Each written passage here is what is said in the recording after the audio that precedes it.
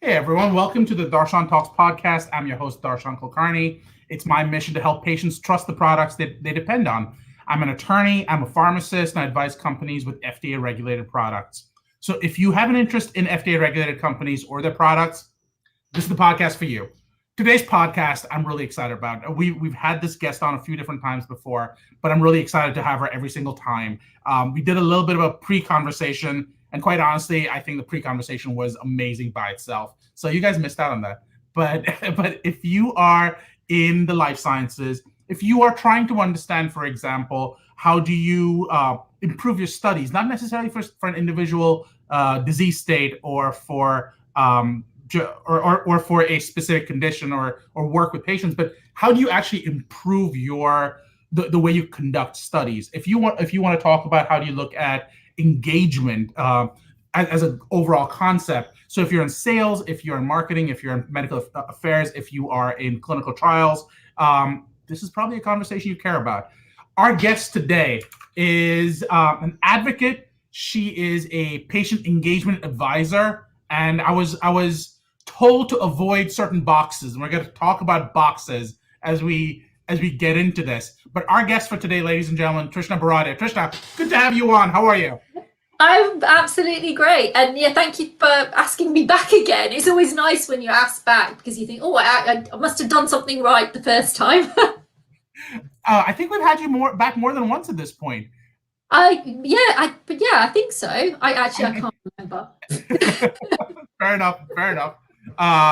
Having said that, this is the first time we're getting to see you in your in the big hug room, if you will. So we're really excited to have you here. Yeah. Although actually my room's not so big because it's it's not even arm's length either way. But this is my little, what I call my cubby hole. This is where I work, and which is why I've decorated it quite nicely because I spend so much time of my time in here. You have to have nice things to look at. I agree. I just think it's very quote unquote on brand to call it the big hug room just because of the little thing behind you. But very, very cool. It's great to have you on. Let's talk a little bit about patients, about advisory roles, a little bit about let's start from the beginning. How have you been and what have you been doing since the last time we sort of got you on? What have you been involved in? What have I been involved in? Well, actually, so particularly over the past year, because everything's gone virtual, I have literally been just super busy.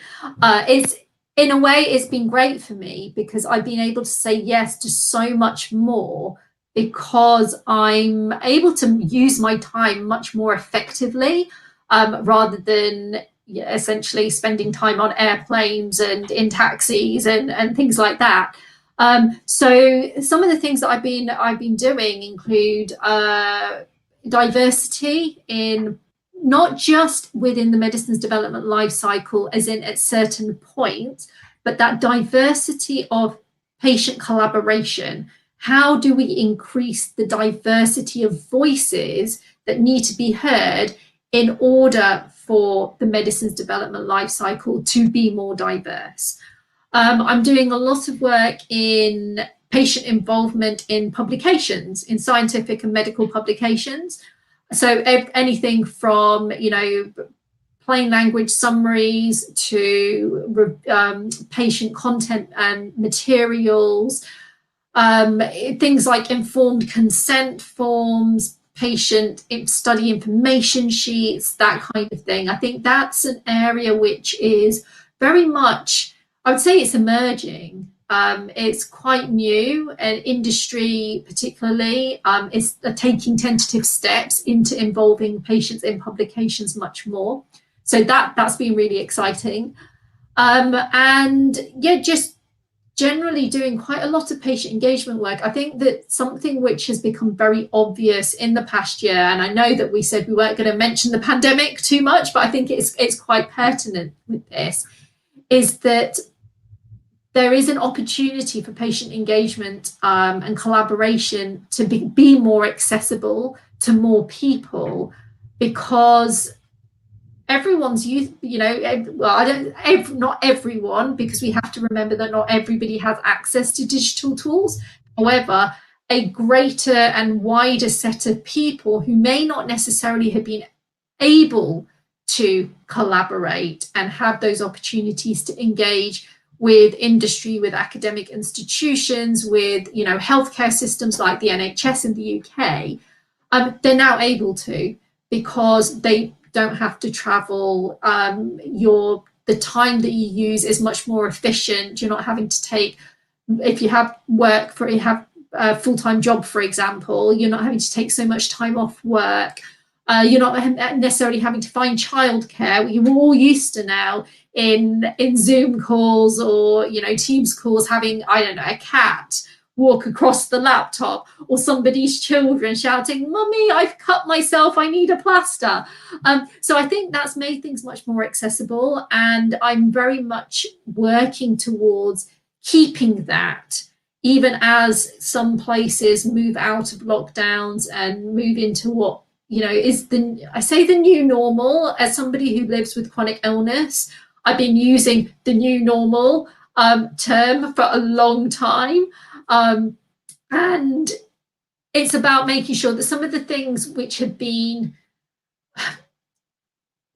positive over the past year, that we don't lose those, and that we don't forget that actually there are things which have moved very quickly in some ways, but it's been for the better, and we don't want to necessarily get rid of some of those things just as we're, like I said, potentially moving out of lockdown, restrictions are lifting, etc., etc. So that's really interesting. Let's start with the beginning, because there's so many things we can explore here. So you talk about bringing in more voices, which I think is really critical. We had a conversation, as I mentioned to you earlier, with Tina Owen Percussion. She was having the same conversation about diversity and viewpoints and sort of bringing that in. Let's start with the beginning. Whose voices are we not hearing as clearly as we want to? So there are lots of underrepresented groups. That's one way of saying that, right? Yeah. Yeah, based on race and ethnicity, age, based on socioeconomic status, health literacy status, your health literacy levels, general literacy levels. And then also, as you sort of dial down into certain opportunities and certain disease areas, you're also going to find within that certain groups that might be underrepresented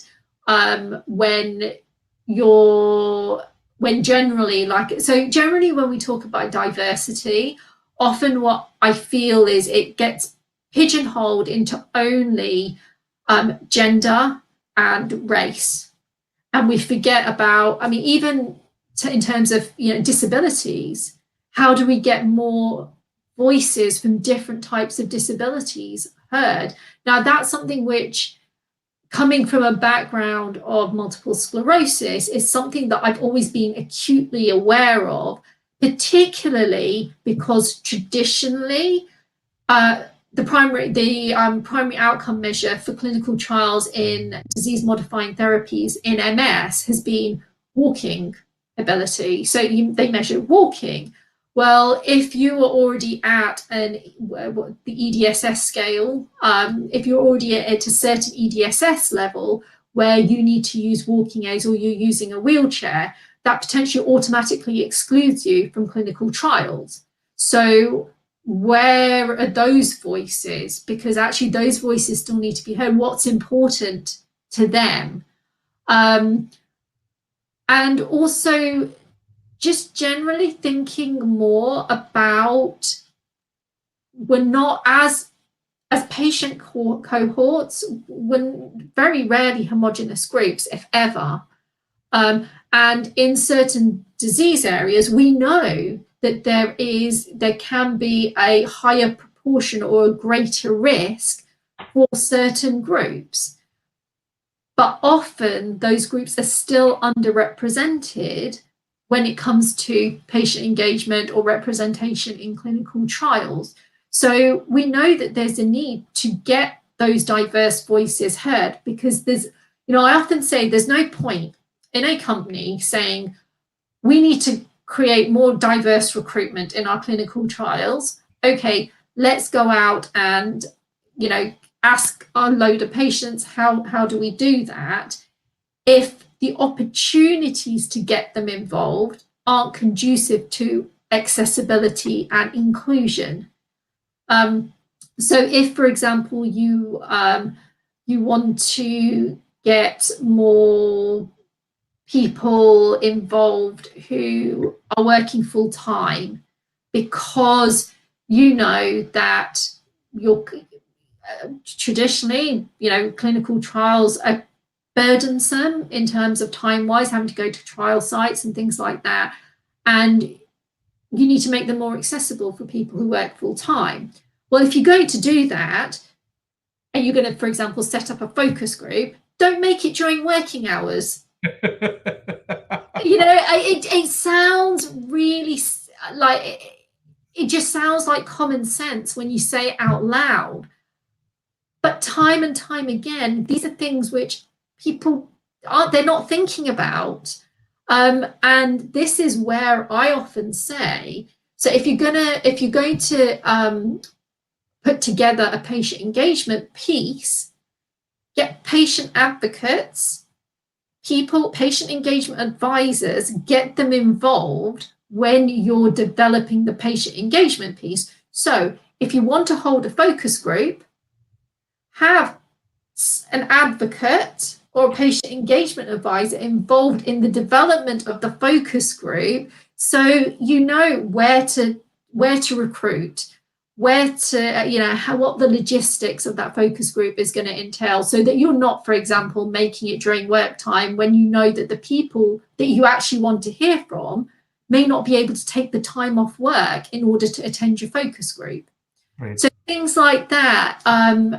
Like I said, often people just don't think about it, and it takes somebody to say to them, well, have you thought about this?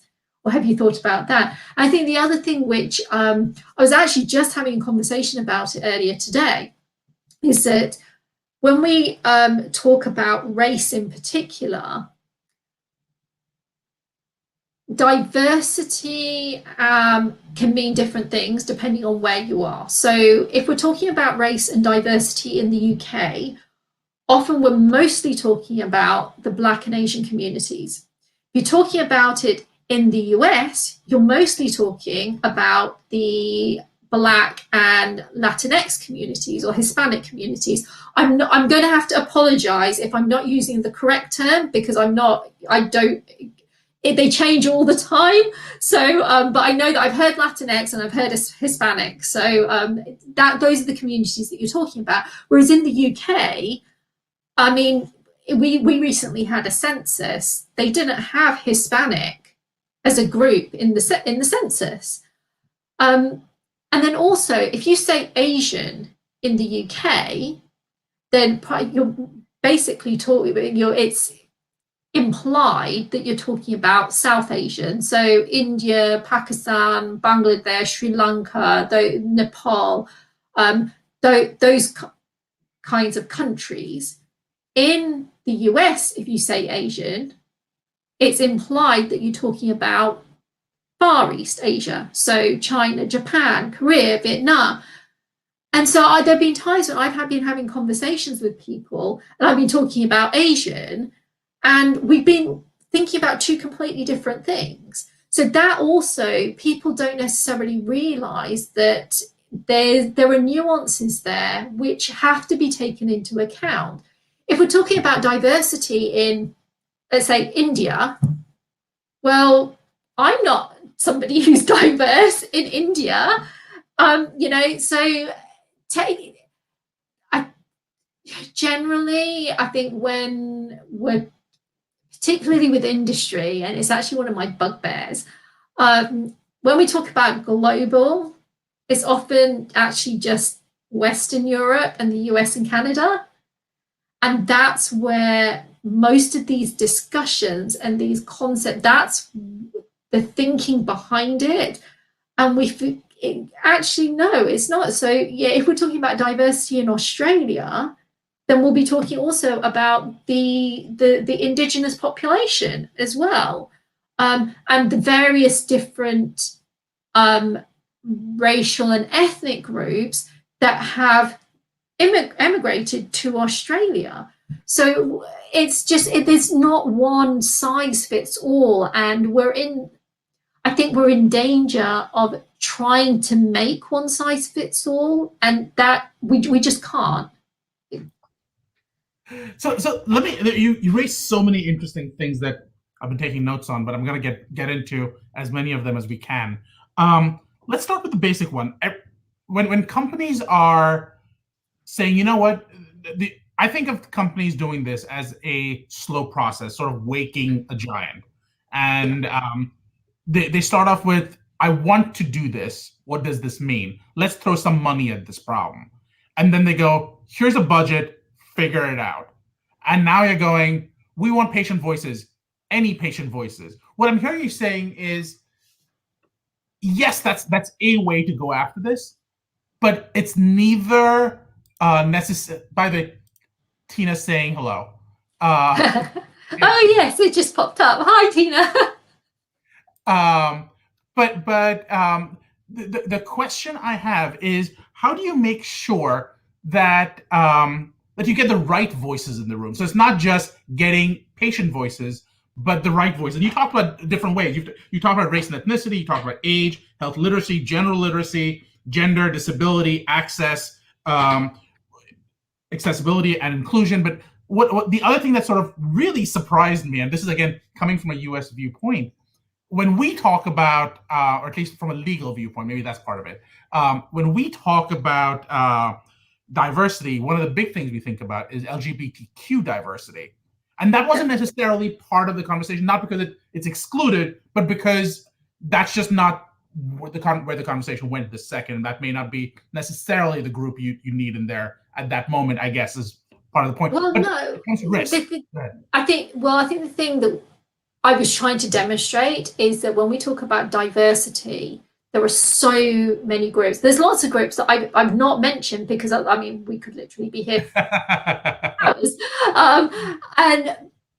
But I think what's important is that when a company is looking for diverse voices, they need to have a think about which communities do they want to hear from, why, what questions are they asking, and then how do they go about doing it? Well, so I think of patient involvement in the same way as if you're looking for somebody to fill a job role, because that's what it is. You're asking somebody to undertake a task for a certain purpose. So if you want to look for the right people, you need to know where do you go in order to find the people who fit your criteria. Because the other thing is that depending on what the engagement piece is, you will maybe need, and I know that I've spoken about this before, there are different types of patients. So I talk about the patient by experience, who's somebody who has experience of their own disease, their own condition, but that's essentially it. They live day to day with their condition. They know how they live with it. They don't really know what's going on in the rest of the patient community. They're not advocating or anything like that. You then have the expert patient, and they have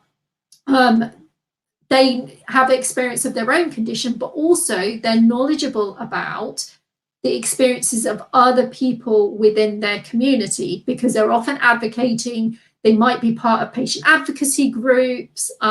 They might have, for example, set up their own Facebook support group or something like that. And then you have what's known as the pro-patient. And these are people who, like me, are working across different disease areas. We're working on the overarching issues that affect lots of patient communities. So things like health literacy, diversity in healthcare, good patient engagement practice, that kind of thing. Now, depending on what it is that you want to do as a company, you also have to think about what kind of patient do you need in order to get the most effective voices, really. So if you're looking for purely insights into living with a condition, then yes, it's, you can get patients by experience. However, if you're looking for somebody to advise on the more strategic aspect of engaging with a community, then you need to have people who know about that community. They're engaging with the wider community. So then it would be an expert patient or a pro patient. You can't, again, it's about finding the right people for the right jobs, really. And I think there's been a tendency in the past that if we're going to get a patient voice, it's a patient voice, any patient voice. It doesn't matter, we're ticking the box. Right. Yes, at the beginning, when it was hard enough to get any patient voice heard within industry, yes, that might have been okay, but now that's not okay. We need to move beyond that, and we need to look deeper at how are we doing this? How are we making sure we're getting the right people for the right thing, really?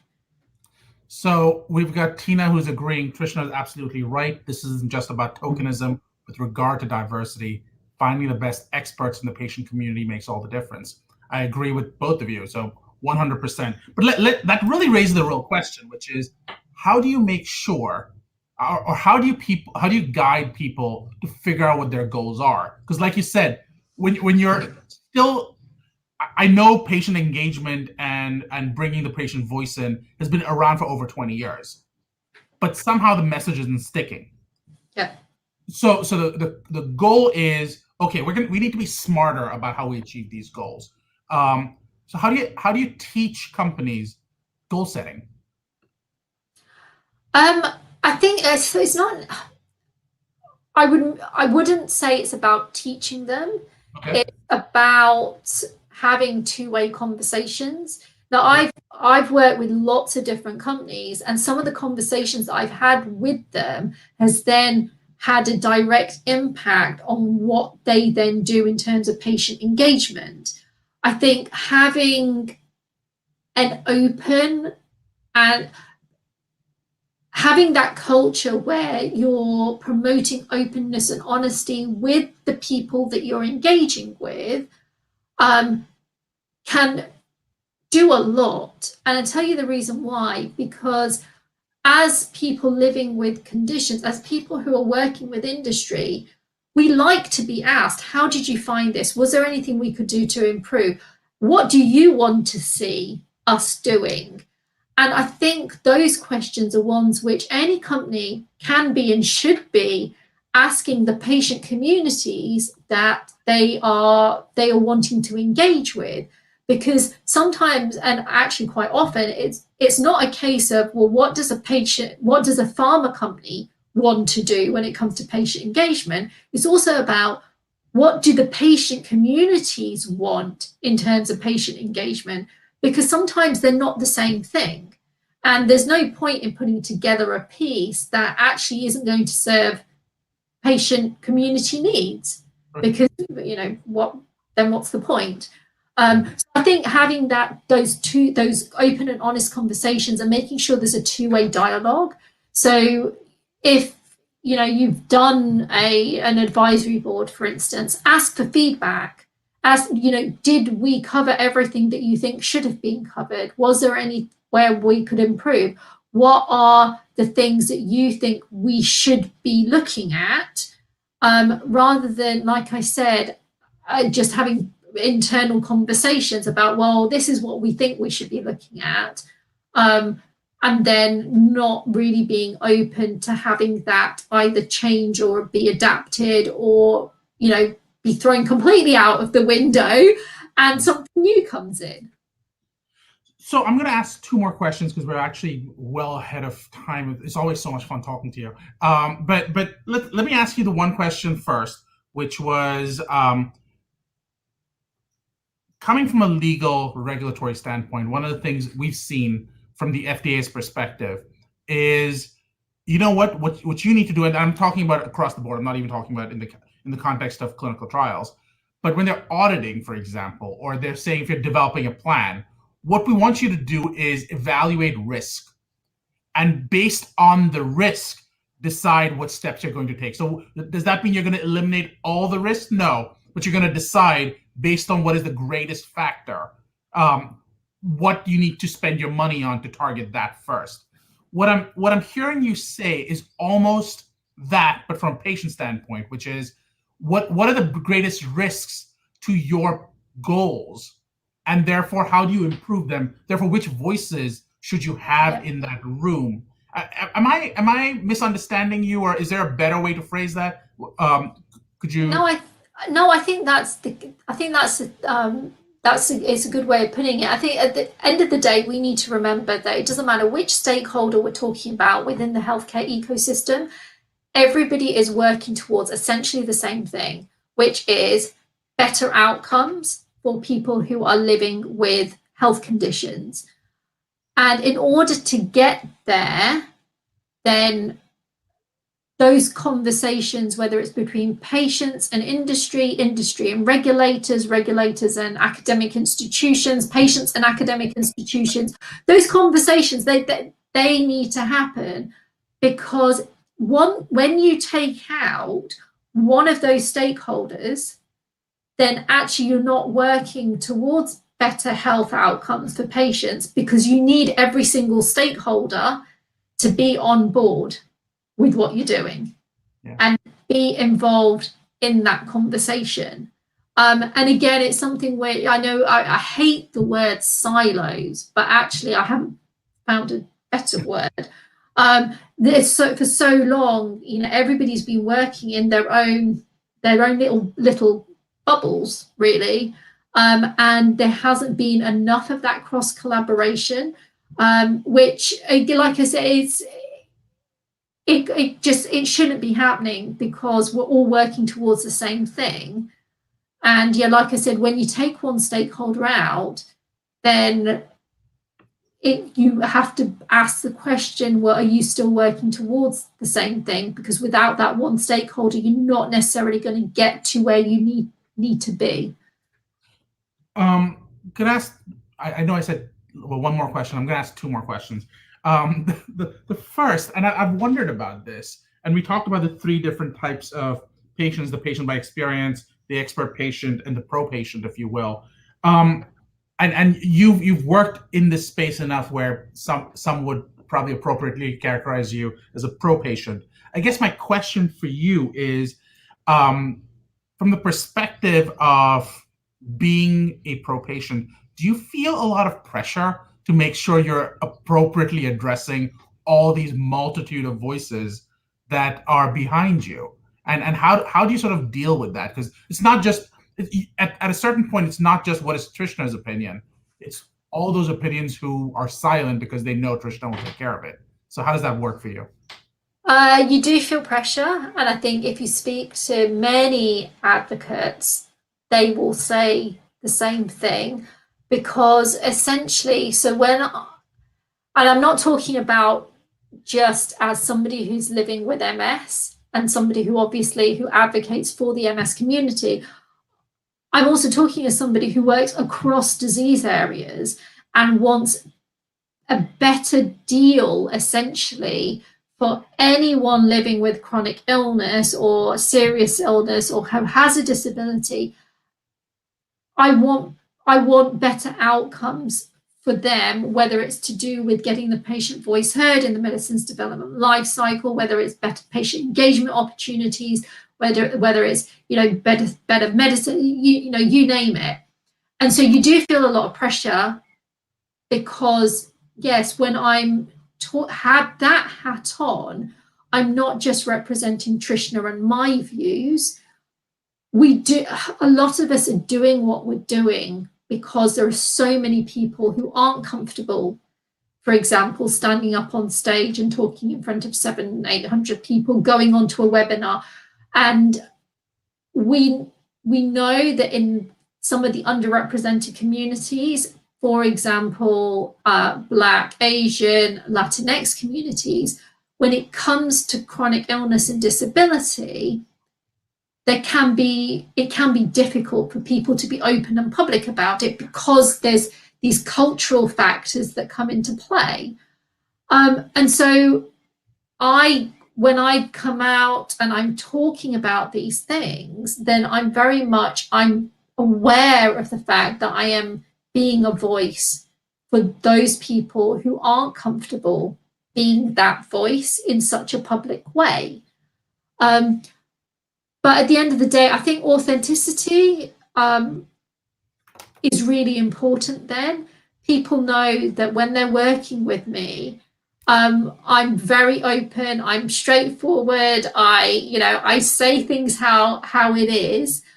And so if, for example, I'm asked to do something where I'm not that knowledgeable about a patient community, or I don't feel that I can properly represent a community in the way that they need to be represented, I will say so, because I wouldn't want to be misrepresenting, because that's not what we're about. And I think also the other thing, which is again important to remember, is at the end of the day, all of us who are working in this space, we've come into it, majority of us, because of experience of living with a condition. But that's not the be all and end all of who we are. And remembering that as people, we're multidimensional, and we were bringing a certain set of experience, skills, expertise to the table, can sometimes help to alleviate some of that pressure, because I know that what I'm doing, I'm passionate about, and organizations that have worked with me have said that they enjoy working with me, and I'm that for me is that's good. It's a good thing, and they feel that they're getting value. And so for me, that's, I think, the best way to alleviate the pressure, because that if you're doing a good job, then the patient community is going to they're going to be grateful for it. And so yeah, it can be difficult, and sometimes it can be lonely being an advocate, because you're doing things often in a way that you're breaking molds, you're trying to get voices heard in places where they haven't been heard before. And one of the things that I've been doing is I've been mentoring advocates who are just getting into the space, because I wish that I'd had somebody that I could bounce ideas off, I remember the first time that I was sent a contract from a pharma company. I looked at this document and didn't understand it, and thought, I don't know, should I sign this? Because I don't understand it. And I didn't have the confidence then. Now I do, because I've got so much more experience, but I didn't have the confidence then to ask questions, because I thought, if I ask questions, are they going to think that I don't know anything? And actually, in certain ways, that some of the onus was on the organisation, in terms of the way that they put, was again a bugbear of mine, contracts need to be easy to understand. We don't have legal degree. I feel like I have a legal degree now, but we don't have legal degrees to understand these documents. And that is often, if you want to be getting diverse voices in your patient engagement, don't scare them off at the offset, by giving them this document that they think they're signing their life away, and which often essentially protects the organization, Yeah. And so those kinds of things, I wish I'd had people that I could go to. And so it's my way of paying it forward, I guess, that there are advocates out there who know that they can come to me and say, look, hey, Trishna, I've been asked about this. Can I be asked this? These are kinds of things that I can request. I don't understand this bit of a contract. What on earth does, I don't know, compliance? Well, so for ages, I had no idea what compliance was. For me, it was this magical department where things go and the answer is always no. Nobody even explained to me what the compliance department was or who compliance was.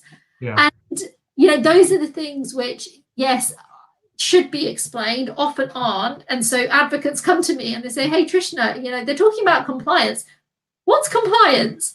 And, it makes it easier for other advocates who are coming through. Oh, two parts of that. So first of all, Tina actually says amen to all of that. You guys are on the same page there.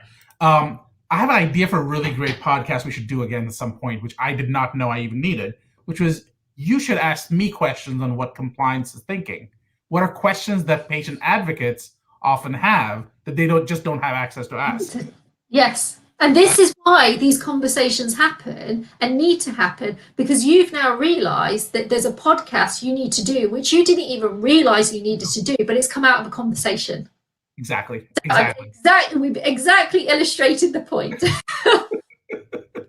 I think that'd be a fun conversation. Let me ask you the one last question I promised I would, because I'm just curious about it. And this could be short because I know I'd agreed to keep it to a certain amount of time. We're already well over.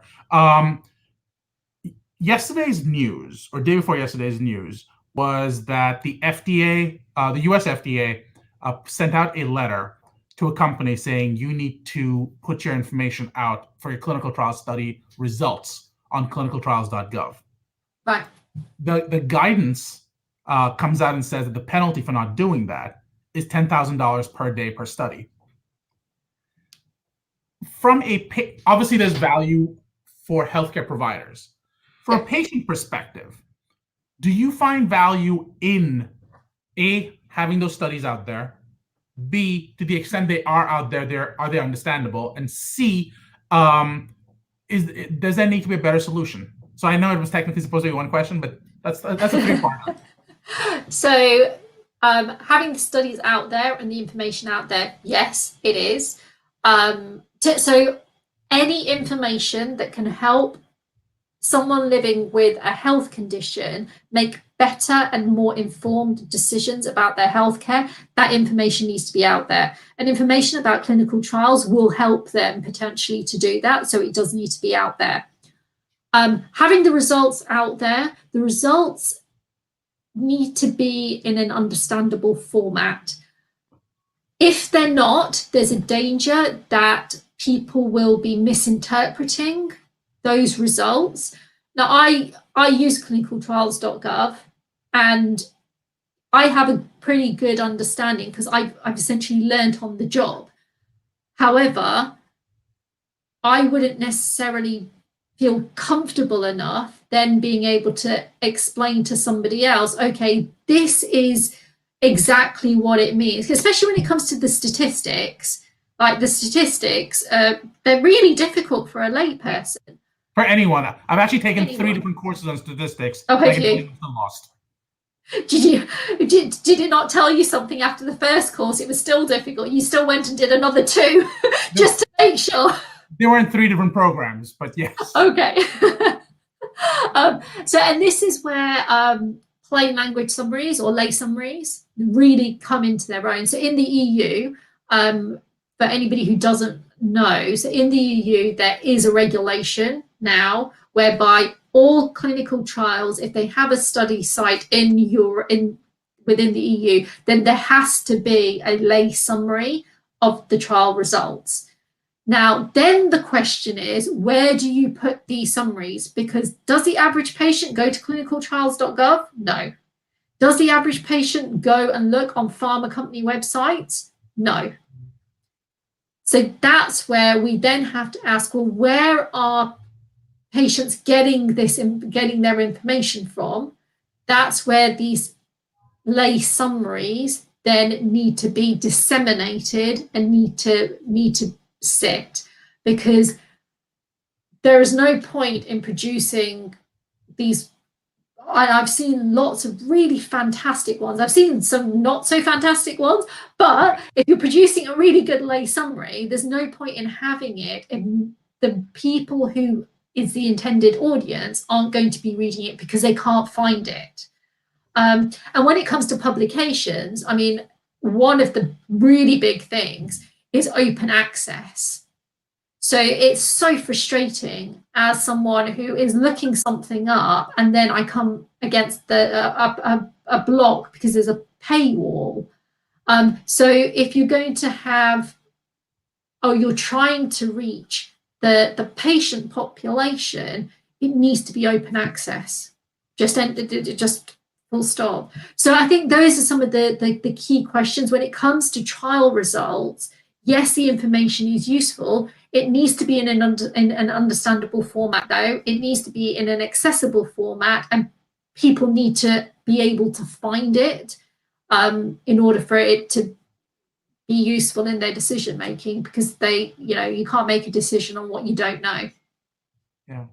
And I could go far more into it. I'm going to raise one more thing, just because now apparently compliance, I should give a compliance perspective on these things. From the US perspective, one of the things you do need to worry about, especially when you go down the lay language summary, is what's called intended use. And promotion and bias. Yes, I know. Oh, I know you do. I figured the audience might find some value in that. Yeah, so at the end of the day, with lay summaries, at the end of the day, what you're doing is you're essentially translating what is already going to be out there. And yes, that's a very simple way of putting it. Yes, there is skill in the way that you do that in order to make it lay. But it's being done, and it's being done well in many cases. So if companies are worried about that, then they need to be looking at where the best practice is. There's lots of tools out there as well. And so that for me is just, it can't be used as a reason not to. Oh, of course not. In fact, the FDA encourages it. I'm just saying that it's something that compliance will say, and then you need to know how to respond to it. But okay, so let's I have one question for you, which is, what is a question you'd like to ask the audience to respond for you? What is the question? Oh gosh, you put me on the spot there. You should have asked me to think about that beforehand. Sorry about that. What is the question that I would like to ask the audience? If you're from industry, I would like to ask them to ask themselves a question. Are you properly recognizing patients that you're engaging with according to their expertise, their experience, their skills, and what they bring to the table? And if you aren't, why not? If you are you then properly adapting the way that you engage them and what you're engaging them in order to make sure that it's a fair, valued, effective, productive partnership, and you're not just essentially just homogenizing all patients and putting them into a single box? That's what you need to ask yourself. And if the answer is no, then how do I go about changing that so that the answer is yes down the line? Very cool. So I'm going to do a quick summary. During this podcast, we landed up discussing just how COVID and the pandemic has caused you to say yes to more. It's enabled you to say yes to more. You talked about your experiences talking about diversity in patient collaboration and bringing in patient voices. You talked about how that comes across in the context of lay summaries, informed consent, study information sheets. You talked about accessibility and patient engagement. we got a little bit in this. I'm sort of jumping around a little bit, but we spoke about the pressure to represent the patient voice appropriately from different patients who may not actually even be in the room. We talked about the types of diversity to consider, and you talked about race and ethnicity, age, health literacy, general literacy, gender, disability, access, accessibility, inclusion. And this was just an example. As you said, there's so many more you could get into. You talked about the value of getting feedback and having a two-way dialogue. You talked about I'm hesitant to use this word, but the value of the Trishna brand, which is authenticity and being straightforward, if you will. You talked about how you advocate and mentor patient advocates. You talked about the three types of patients, if you will: patient by experience, expert patients, and pro patients. And we talked a little bit, very briefly, about the need to understand what compliance even actually does. And we're going to have a podcast hopefully soon on what that actually means. Did I miss anything? No, I think you've absolutely, you've covered everything. I'd like to actually just give one very, very quick example about, so when we're talking about diversity and how there can sometimes be pigeonholes. So I actually listened to a webinar very recently. I can't remember which organization it was, but they were talking about how they wanted to get more diverse voices here. Now, it was in prostate cancer. Now, often when we talk about diverse voices in prostate cancer, there's a leaning towards talking to Black men, because we know that there's a higher risk within Black men of prostate cancer. And actually what they wanted, they went out and did was they went and they were looking for the voices of the gay community. Why? Because there are a lot of things when it comes to prostate cancer whereby if you're straight, it doesn't, without going into obviously the technical details, it doesn't make as much, it can have a different impact on quality of life, put it that way. And that was something which I sat there and I thought, my gosh, why has that not crossed my mind? And it's about making sure that communities and voices, they feel that they can raise those voices and say, hey, look, yes, there are certain things which within our community are pertinent to our community and will make a difference to our health outcomes. And this is why you need to listen to us as a group. And I thought, that was a really fantastic example. And it was a really great piece of work. But yeah, it was something which made me stop and think. And that's what I think people need. They need to stop and think. I love it. Thank you. That's a great example, actually, of just wouldn't have been top of mind, if you will. Yeah. I should, as a lawyer, I should clarify nothing in this podcast should be construed as legal or clinical advice of any kind. It's intended for educational and entertainment purposes only. For those of you who missed it, Trishna, where can they find you? I'm on social media. I'm on LinkedIn. As far as I know, there is only one Trishna Bharadia in the world. So yeah, Trishna Bharadia on LinkedIn, Instagram, Twitter, everywhere. So, and if people want to connect with me. If you want to DM me, then send me a DM. I love connecting with people. Perfect. If you like this podcast, please leave a comment, please subscribe. You can find me at Darshan Talks on Twitter or go to our website at darshantalks.com. Trishna, this was awesome having you on. Thank you so much. It was a pleasure.